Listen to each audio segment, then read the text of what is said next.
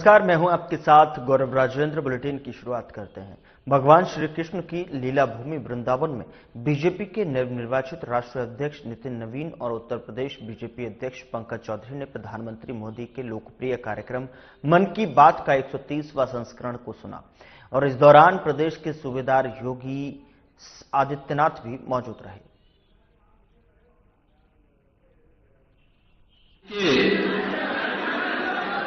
नवनिर्वाचित राष्ट्रीय अध्यक्ष माननीय श्री नितिन नवीन जी के भगवान श्री कृष्ण की इस नित्य लीलालीन भूमि पर प्रथम आगमन के अवसर पर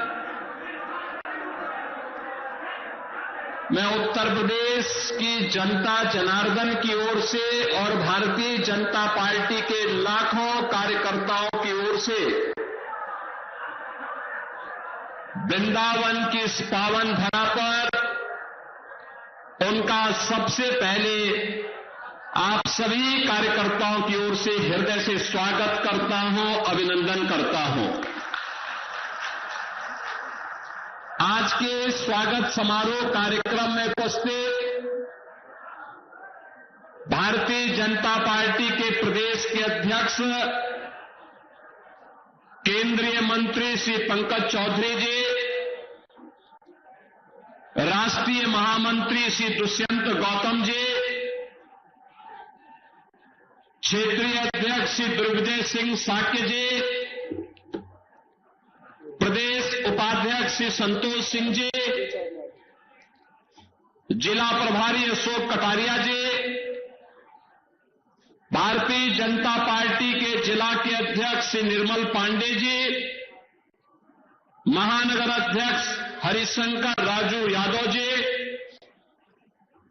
उत्तर प्रदेश सरकार में मंत्रिमंडल के मेरे वरिष्ठ सहयोगीगण चौधरी लक्ष्मी नारायण जी, प्रभारी मंत्री श्री संदीप सिंह जी, महापौर श्री विनोद अग्रवाल जी, विधायक मथुरा श्री श्रीकांत शर्मा जी, विधायक गोवर्धन ठाकुर मेघनाथ सिंह जी, माननीय सांसद चौधरी तेजवीर सिंह जी, जिला पंचायत अध्यक्ष चौधरी किशन सिंह जी, विधान परिषद सदस्य ठाकुर ओम प्रकाश सिंह जी, माननीय विधायक श्री राजेश चौधरी जी, माननीय विधायक श्री पूरण प्रकाश जी, आज के इस कार्यक्रम में उपस्थित अक्षय पात्र वृंदावन चंद्रोदय मंदिर के अध्यक्ष श्री चंचला पतिदास जी, अनंत वीरदास जी, केवल्य पतिदास जी, अर्कुर कृष्णदास जी, आज के इस कार्यक्रम में उपस्थित भारतीय जनता पार्टी के हमारे सभी पदाधिकारीगण और उपस्थित सभी बहन और भाइयों, भारतीय जनता पार्टी के राष्ट्रीय अध्यक्ष के रूप में निर्वाचन होने के उपरांत माननीय राष्ट्रीय अध्यक्ष जी का उत्तर प्रदेश में प्रथम आगमन है और वह भी उनका आगमन योगेश्वर श्री कृष्ण की इस लीला भूमि वृंदावन से प्रारंभ हुआ है। मैं इस अवसर पर उत्तर प्रदेश के सभी कार्यकर्ताओं की ओर से, उत्तर प्रदेश की जनता जनार्दन की ओर से उनका हृदय से स्वागत करता हूं, अभिनंदन करता हूं। बहन और भाइयों, हमारे राष्ट्रीय अध्यक्ष श्री नितिन नवीन जी एक युवा ऊर्जा के प्रतीक हैं। 5 बार बिहार विधानसभा में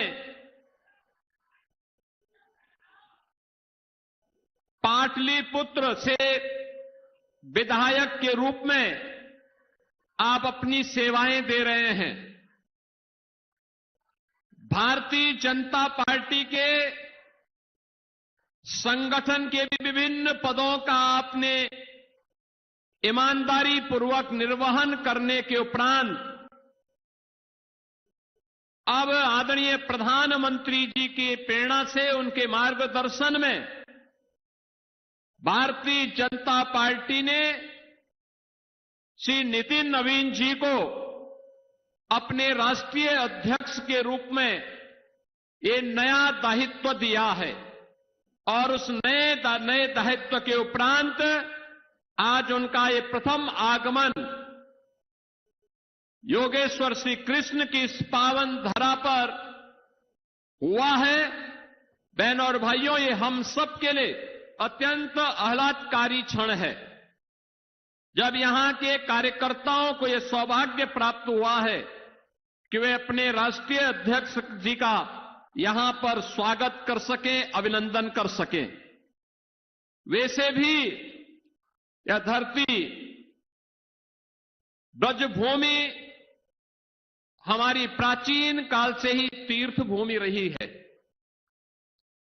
यहां मथुरा, वृंदावन, बरसाना, गोकुल, गोवर्धन, नंदगांव, बलदेव, ये सभी तीर्थ हजारों वर्षों से हर सनातन धर्मावलंबी के लिए एक नई प्रेरणा रही है।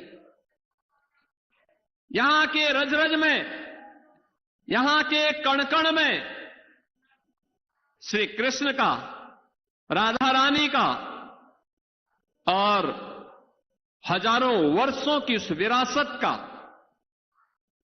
अंश आज भी श्रद्धालुजन ढूंढता है, उसके साथ अपना तारतम्य स्थापित करने का प्रयास करता है। लेकिन ये हमारा सौभाग्य होगा, अंत्योदय के प्रणेता पंडित दीनदयाल उपाध्याय जी की भी पावन जन्मभूमि इसी मथुरा जनपद में पड़ती है। इसी मथुरा जनपद में उनकी पावन जन्मभूमि होने का सौभाग्य प्राप्त हुआ है और ब्रजभूमि भारत की आध्यात्मिक और सांस्कृतिक विरासत के साथ ही अब आदरणीय प्रधानमंत्री जी की प्रेरणा से विकास के एक नित नए प्रतिमान को स्थापित करते हुए आगे बढ़ रहा है। आज उत्तर प्रदेश आदरणीय प्रधानमंत्री जी की प्रेरणा से अब बीमारू राज्य नहीं है, बल्कि भारत की अर्थव्यवस्था का एक ब्रेक थ्रू बनकर के भारत की अर्थव्यवस्था का एक संबल बन रहा है।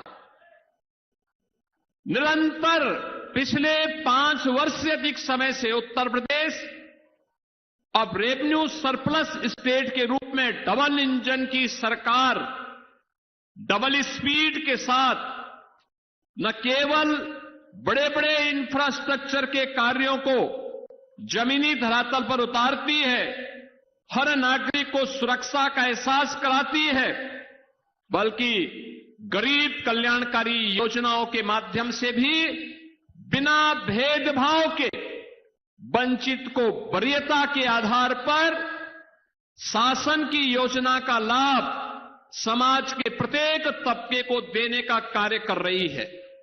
क्या नौजवान हो, क्या अन्नदाता किसान हो, क्या महिलाएं हो और क्या विरासत को सम्मान देने का कार्य या विकास की योजनाओं को बिना भेदभाव के गांव से लेकर के शहर तक प्रत्येक जगह प्रभावी ढंग से लागू करने का कार्य आज ये सब उत्तर प्रदेश के अंदर डबल इंजन की सरकार के माध्यम से देखने को, जानने को प्राप्त हो रहा है।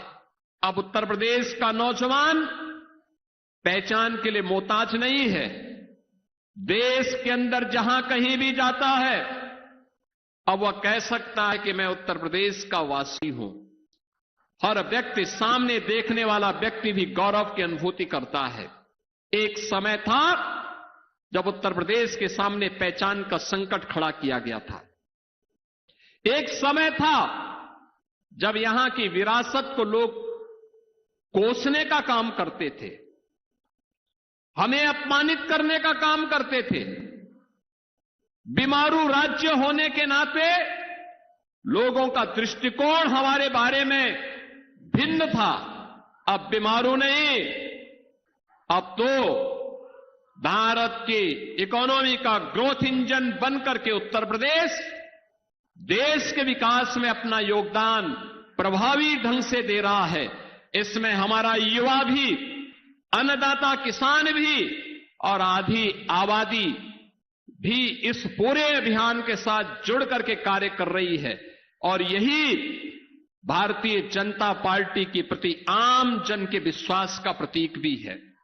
आज जब हमारे नवनिर्वाचित राष्ट्रीय अध्यक्ष जी का यह पहला दौरा उत्तर प्रदेश के अंदर हुआ है, इस अवसर पर आदरणीय प्रधानमंत्री जी की प्रेरणा से, उनके मार्गदर्शन और नेतृत्व में उत्तर प्रदेश पिछले 9 वर्ष के अंदर विकास के जिन नए प्रतिमानों को स्थापित किया है, इस गति को और तेजी के साथ आगे बढ़ाने के लिए उत्तर प्रदेश का एक एक कार्यकर्ता प्राण से जुट करके न केवल वर्तमान को बल्कि भावी भविष्य के निर्माण में भी अपना योगदान इसी प्रभावी ढंग से देगा। इस विश्वास के साथ मैं एक बार फिर से अपने राष्ट्रीय अध्यक्ष जी का इस वृंदावन की पावन धरा पर आगमन पर आप सभी कार्यकर्ताओं की ओर से, उत्तर प्रदेश के लाखों कार्यकर्ताओं की ओर से उनके निर्वाचन पर बधाई और उनके वृंदावन आगमन पर हृदय से बधाई देते हुए उनका स्वागत और अभिनंदन करता हूं। धन्यवाद।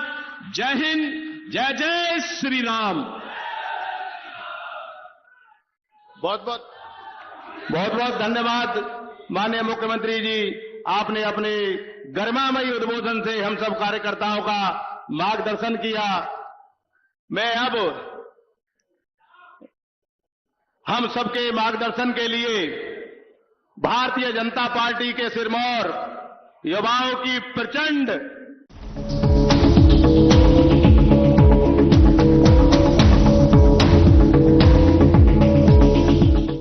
क्या आप जिम जाते हैं, कसरत करते हैं, फिर भी आपकी सेहत नहीं बनती? काजू बादाम किशमिश मेवे प्रोटीन के डिब्बे खाते हैं फिर भी कुछ असर नहीं होता? तो इसका मतलब है आपका पाचन तंत्र खराब है। और जब तक के पाचन तंत्र दुरुस्त नहीं होगा, आप जितना मर्जी अच्छे से अच्छा खा लो, आपकी सेहत नहीं बन सकती। इसलिए हमारी संस्था सन्यासी आयुर्वेदा ने एक ऐसी दवा का निर्माण किया है जो कि आपके लिवर, आपके पाचन तंत्र को दुरुस्त करने का काम करती है, ताकि आप जो भी खाएं उसका पूरे का पूरा निचोड़ आपके शरीर को लगे, आपकी भूख बढ़े, खाया पिया सही से लगे, नया खून बने, हड्डियों में जान आए, वजन बढ़े और आप मोटे तगड़े खूबसूरत पर्सनैलिटी के मालिक बन जाएं। सिर्फ 655 रुपए की पूरे 1 महीने की दवा होती है और आप इसे घर बैठे 011-45454545 पर फोन करके दवा मंगवा सकते हैं। नमस्कार दोस्तों, हम सभी जानते हैं मोर हमारा राष्ट्रीय पक्षी है। इसके अलावा हिंदू संस्कृति और ज्योतिष शास्त्र में भी मोर पंख का खास महत्व है। कहते हैं मोर के पंखों में देवी देवताओं और 9 ग्रहों का वास होता है। ज्योतिष के मुताबिक घर में विधिवत तरीके से मोर पंख स्थापित करने से सारे दुख दर्द और घर के सभी वास्तु दोष खत्म हो जाते हैं। इसके अलावा रंग बिरंगे मोर पंख हमें ये भी सीख देते हैं कि हमारा जीवन भी इसी तरह के रंगों से भरा पड़ा है, कभी खुशी के रंग तो कभी गम के रंग। लेकिन क्या ये आप जानते हैं कि भगवान राम पर एक मोर ने कर्ज चढ़ा दिया था, जिसे उन्होंने अगले जन्म में उतारा। दोस्तों, ऐसा कहा जाता है कि वनवास के दौरान माता सीता को पानी की प्यास लगी। राम जी ने चारों ओर इधर उधर देखा, उन्हें दूर दूर तक जंगल ही जंगल दिख रहा था। उन्होंने जंगल देवता से प्रार्थना की और कहा कि हे जंगल देवता, हमें पानी की ओर जाने का रास्ता बताइए। थोड़ी देर में एक मोर आया और उसने राम जी से कहा, प्रभु चलिए, मैं जलाशय तक आपका मार्गदर्शक बन जाता हूं, लेकिन रास्ते में कोई भूल चूक होने की संभावना है। राम जी ने पूछा, वो क्यों? मोर ने कहा, प्रभु मैं तो उड़ता हुआ जाऊंगा और आप चलते हुए, ऐसे में आप रास्ता भटक सकते हैं, इसलिए मैं रास्ते के बीच बीच में अपना एयर मोर पंख निशानी के लिए छोड़ता जाऊंगा। उसका पीछा करते करते आप जलाशय तक पहुंच जाएंगे। दोस्तों, सच बात यह है कि मोर के पंख एक विशेष समय और एक खास मौसम में ही बिखरते हैं। अगर वो अपनी इच्छा के विरुद्ध पंखों को बिखेरेगा तो उसकी मृत्यु हो जाती है, और वही इस मोर का भी हुआ। आखिर में जब मोर अंतिम सांस ले रहा था तो वो कहता है कि मैं कितना भाग्यशाली हूं कि जो सारी दुनिया की प्यास बुझाते हैं, ऐसे प्रभु की प्यास बुझाने का मुझे सौभाग्य मिला। मेरा जीवन धन्य हो गया, अब मेरी कोई भी इच्छा शेष नहीं रह गई। इस पर श्री राम ने मोर से कहा कि मेरे लिए तुमने जो मोर पंख बिखेर कर मुझ पर जो कर्ज चढ़ाया है, मैं उस कर्ज को अगले जन्म में जरूर चुकाऊंगा। उसके बाद अगले जन्म में भगवान राम ने कृष्ण का अवतार लिया और अपने सिर पर मोर पंख धारण किया। आप भी मोर में प्रभु राम और श्री कृष्ण के दर्शन कर सकते हैं और साक्षात मोर पंख को अपने मंदिर में सजाकर आशीर्वाद प्राप्त कर सकते हैं। मैं पिछले हफ्ते जयपुर जिस स्थान पर गया, वहां कम से कम 200 मोर थे, जिनके साथ रहने का आनंद और सौभाग्य मुझे मिला। इसलिए सारी जानकारी एकत्र करके आपसे साझा की। आप भी जब कभी मोर को देखें तो ओम नमो भगवते वासुदेवाय मंत्र बोलकर ये अनुभव कर सकते हैं कि आप भी साक्षात कृष्ण जी के दर्शन कर रहे हैं। सच में ये मोर पंख इतना भी सुंदर ना होता, कृष्ण, अगर ये तेरे सिर पर ना सजा होता। नमस्कार।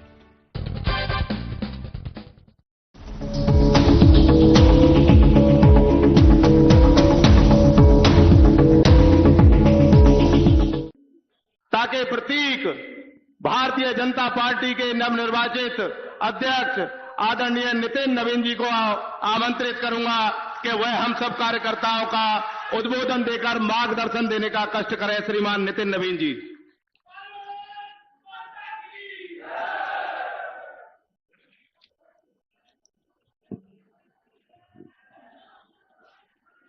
आज कृष्ण की इस नगरी में अपने अध्यक्ष होने के बाद पहली बार मेरा प्रवास जो शुरू हुआ है, तो इस पवित्र भूमि कृष्ण की इस भूमि से शुरुआत हो रहा है। तो यहाँ पर उपस्थित अपने कृष्ण के नगरी के सभी लोगों को मैं बहुत बहुत प्रणाम करता हूँ।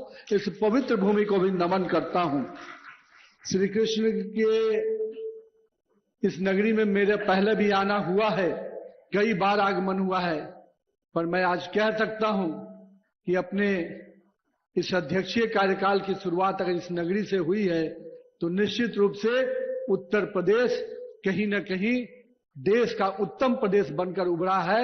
हम जब काम करते थे उस समय उत्तर प्रदेश संघर्ष कर रहा था, आज उत्तम प्रदेश बनकर उभरा है।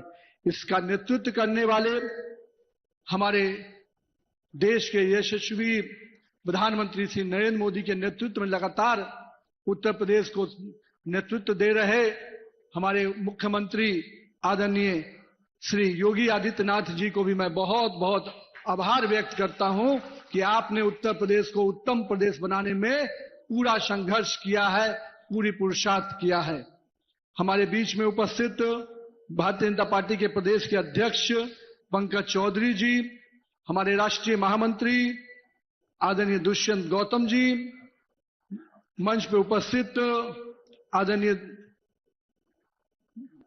सतीश जी, हमारे क्षेत्रीय अध्यक्ष आदरणीय अशोक कटारिया जी, निर्मय पांडे जी, हमारे हरिशंकर जी, राजू यादव जी, लक्ष्मी नारायण जी, प्रदीप सिंह जी, विनोद अग्रवाल जी, हमारे श्रीकांत शर्मा जी और तेजेश्वर सिंह जी, श्री किशन सिंह जी और हमारे अक्षय पात्र के वरिष्ठ हमारे गुरुजन चंचला जी, अंकुर दास जी, अनंत वीर दास जी, मैं आप सबको भी नमन करता हूं।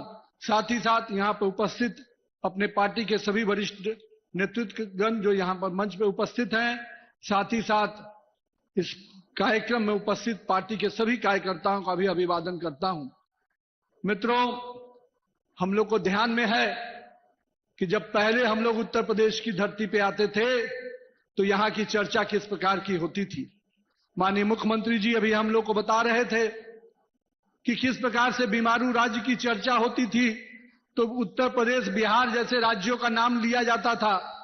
पर हमें सौभाग्य मिला है कि हमारे देश के यशस्वी प्रधानमंत्री श्री नरेंद्र मोदी जी के नेतृत्व में आज देश का हर राज्य विकसित राज्य बनकर उभर रहा है और उत्तर प्रदेश उसका नेतृत्व कर रहा है। मैं इस बात को आज इसलिए कह रहा हूं, आज कृष्ण की इस नगरी में अपने अध्यक्ष होने के बाद पहली बार मेरा प्रवास जो शुरू हुआ है, तो इस पवित्र भूमि कृष्ण की इस भूमि से शुरुआत हो रहा है। तो यहाँ पर उपस्थित अपने कृष्ण के नगरी के सभी लोगों को मैं बहुत बहुत प्रणाम करता हूं, इस पवित्र भूमि को भी नमन करता हूं। श्री कृष्ण के इस नगरी में मेरा पहले भी आना हुआ है, कई बार आगमन हुआ है, पर मैं आज कह सकता हूं कि अपने इस अध्यक्षीय कार्यकाल की शुरुआत अगर इस नगरी से हुई है तो निश्चित रूप से उत्तर प्रदेश कहीं न कहीं देश का उत्तम प्रदेश बनकर उभरा है। हम जब काम करते थे उस समय उत्तर प्रदेश संघर्ष कर रहा था, आज उत्तम प्रदेश बनकर उभरा है। इसका नेतृत्व करने वाले हमारे देश के यशस्वी प्रधानमंत्री श्री नरेंद्र मोदी के नेतृत्व में लगातार उत्तर प्रदेश को नेतृत्व दे रहे हमारे मुख्यमंत्री आदरणीय श्री योगी आदित्यनाथ जी को भी मैं बहुत बहुत आभार व्यक्त करता हूं कि आपने उत्तर प्रदेश को उत्तम प्रदेश बनाने में पूरा संघर्ष किया है, पूरी पुरुषार्थ किया है। हमारे बीच में उपस्थित भारतीय जनता पार्टी के प्रदेश के अध्यक्ष पंकज चौधरी जी, हमारे राष्ट्रीय महामंत्री आदरणीय दुष्यंत गौतम जी, मंच पे उपस्थित आदरणीय सतीश जी, हमारे क्षेत्रीय अध्यक्ष आदरणीय अशोक कटारिया जी, निर्मय पांडे जी, हमारे हरिशंकर जी, राजू यादव जी, लक्ष्मी नारायण जी, प्रदीप सिंह जी, विनोद अग्रवाल जी, हमारे श्रीकांत शर्मा जी और तेजेश्वर सिंह जी, श्री किशन सिंह जी और हमारे अक्षय पात्र के वरिष्ठ हमारे गुरुजन चंचला जी, अंकुर दास जी, अनंत वीर दास जी, मैं आप सबको भी नमन करता हूं। साथ ही साथ यहाँ पर उपस्थित अपने पार्टी के सभी वरिष्ठ नेतृत्वगण जो यहाँ पर मंच पे उपस्थित हैं, साथ ही साथ इस कार्यक्रम में उपस्थित पार्टी के सभी कार्यकर्ताओं का भी अभिवादन करता हूं। मित्रों, हम लोग को ध्यान में है कि जब पहले हम लोग उत्तर प्रदेश की धरती पे आते थे तो यहाँ की चर्चा किस प्रकार की होती थी। माननीय मुख्यमंत्री जी अभी हम लोग को बता रहे थे कि किस प्रकार से बीमारू राज्य की चर्चा होती थी, तो उत्तर प्रदेश, बिहार जैसे राज्यों का नाम लिया जाता था। पर हमें सौभाग्य मिला है कि हमारे देश के यशस्वी प्रधानमंत्री श्री नरेंद्र मोदी जी के नेतृत्व में आज देश का हर राज्य विकसित राज्य बनकर उभर रहा है और उत्तर प्रदेश उसका नेतृत्व कर रहा है। मैं इस बात को आज इसलिए कह रहा हूं, ये मित्रों, जब हम आए थे मथुरा में अधिवेशन करने युवा मोर्चा के साथियों के द्वारा साथ, उस कालखंड में लगता था कि कब कहां कोई घटनाएं घट रही हैं, कब क्या हो जाएगा।